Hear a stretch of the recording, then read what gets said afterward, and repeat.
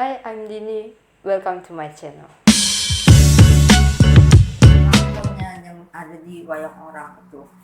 Secara perkembangan lakon atau ceritanya itu perkembangan Mahabharata dan Ramayana yang ada di India itu dan di negeri Nusantara kita ini tuh gimana Pak perkembangan cerita itu?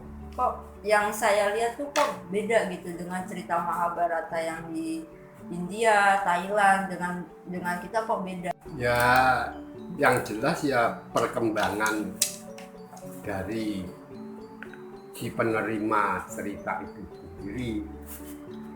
Begini, kalau di India itu ada yang sudah riset, para pandai, ada yang sudah riset sampai menulis satu buku sejarah India, dan tidak lepas dari kesusastraan dan keagamaannya. Itu di situ juga ada tentang Weda. Zaman Hindu itu masih zaman ada Weda.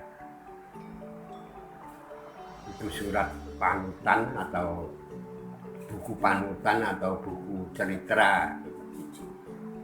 Dan yang riset ke sana itu menyatakan bahwa wayang Mahabharata, khususnya ya Mahabharata, itu bukan hanya dongeng, tapi itu adalah tokoh-tokohnya di Mahabharata itu adalah tokoh sejarah. Jadi ditelusuri, ditemukannya seorang pendeta itu adanya cerita Mahabharata itu yang ditulis oleh Krishna Dupayana atau biasa. Itu ditelusuri, ditemukan seorang pendeta yang punya guru, gurunya itu sejaman dengan Raja Parikesit. Nah, berarti itu kan bukan cuma dongeng. Iya.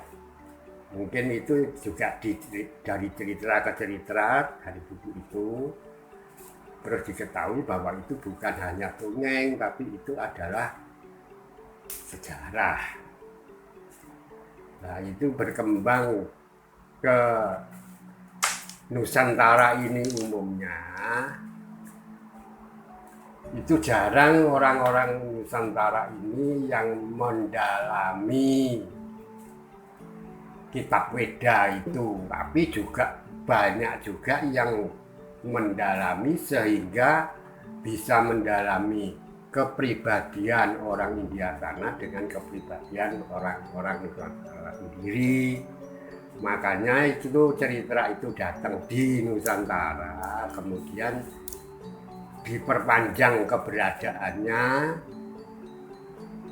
Terus orang pandai kita dulu menulis juga cerita itu. Sedangkan cerita yang aslinya saja dari India itu, Mahabharata itu ada 18 parwa, maksudnya 18 babak.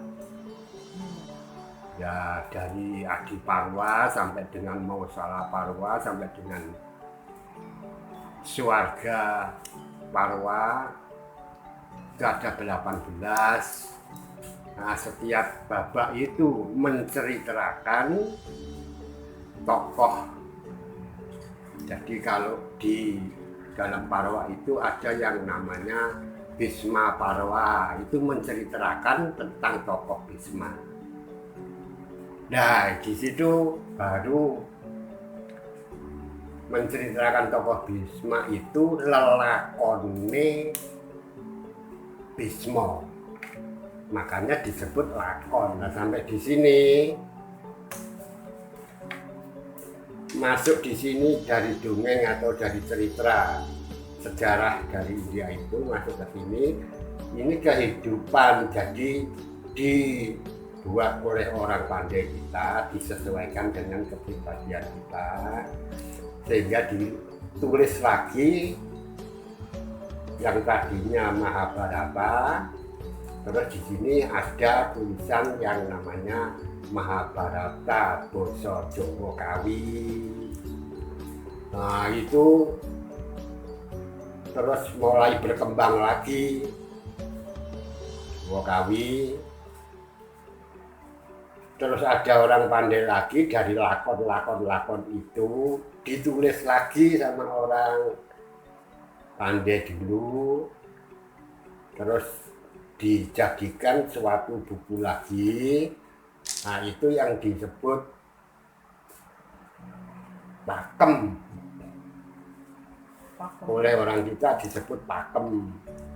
Jadi pakemnya, makanya pakem Mahabharata yang sudah di sini ini pakemnya banyak sekali.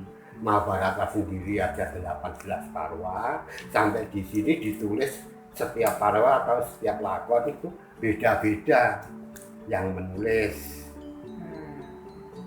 Makanya keluar banyak pakeman Pakem itu, wah, itu banyak dipentaskan dengan cara tidak seperti yang saya katakan tadi tahun 200 Masehi itu India sudah ada pagelaran atau sandiwara atau teater Javanika.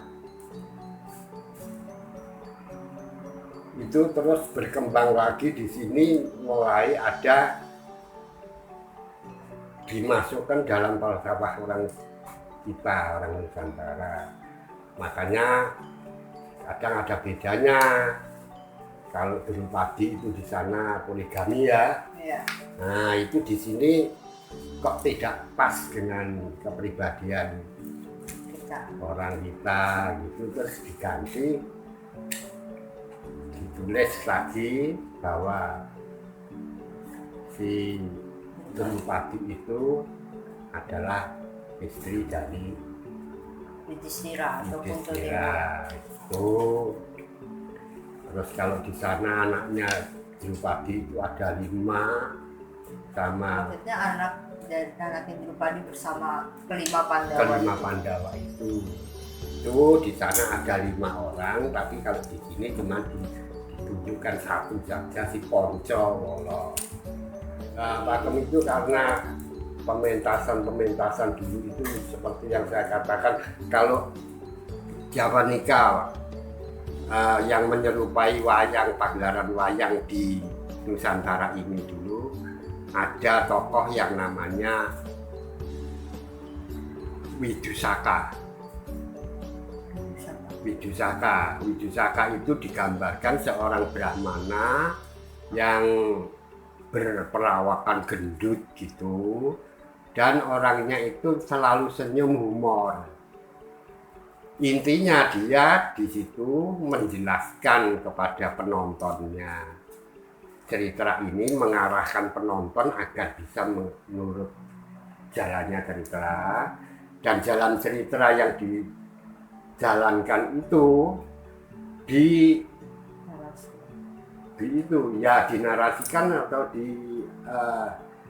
memberi tuntunan pada penonton bahwa ini cerita begini, ini tidak cocok, ini soalnya rajanya kok seneng sama kawulonya gitu. Nah, terus ini diutarakan di situ. Jadi itu sifatnya seperti orangnya itu lucu. Jadi penyampaiannya itu tidak serius sekali. Jadi penyampaiannya itu sambil lucu. Kalau pewayangan di sini ya seperti Narodo, seperti Semar apa gitu. Itu yang Widusaka itu gitu. Nah terus di sini setelah diolah supaya tidak merubah sifat atau jiwa dari orang Nusantara, merubah cerita-cerita itu, nah itu dijadikan pakem oleh orang-orang di bawahnya lagi yang menceritakan. Maka itu pakem itu kadang juga diceritakan hanya dengan 1 orang diceritakan. Itu yang sekarang disebut dalangnya, diceritakan orang 1 juga lama-lama menjemukan. Terus dia mencoba menceritakannya itu dengan gambar, makanya ada wayang beber apa itu. Jadi gambar ini ceritanya begini. Wayang. Nah, pertumbuhan wayang orang itu sendiri, kalau zaman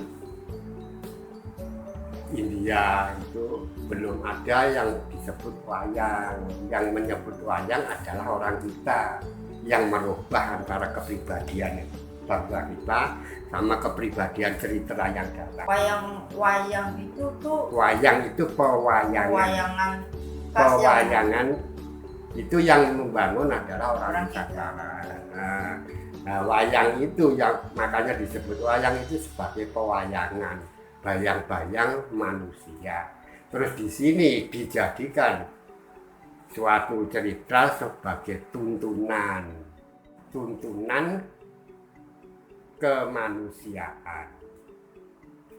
Kalau di India dulu cuma wirasarita, jadi tuntunan keperwiraan seseorang. Kalau di sini sudah tuntunan kemanusiaan. Itu wayang ya. Wayang wong tumbuh itu ya karena itu tadi dari satu dalang saja kok menjemukan, kemudian bergerak lagi maju, ada gambar diceritakan oleh dalang, kemudian maju lagi. Wayang itu juga sandiwara kan, ya. Termasuk sandiwara atau teater lah kalau orang sekarang bilang. Nah itu kan butuh sarana. Nah kalau sarananya menceritakan itu dengan orang, maka disebut wayang orang. Kalau sarana untuk menceritakan itu dengan kulit, wayang kulit. Ada wayang kayu, ada wayang suket. Suket rumput itu dianyam gitu. Seperti almarhum Bundono itu pernah mengangkat juga itu wayang suket. Nah itu wayang yang disesuaikan dengan sarananya, makanya ada wayang wong. Nah perkembangannya lagi wayang wong itu terus ada komunikasi dengan tempat penyebarannya. Misalnya itu berkembang di Jogja,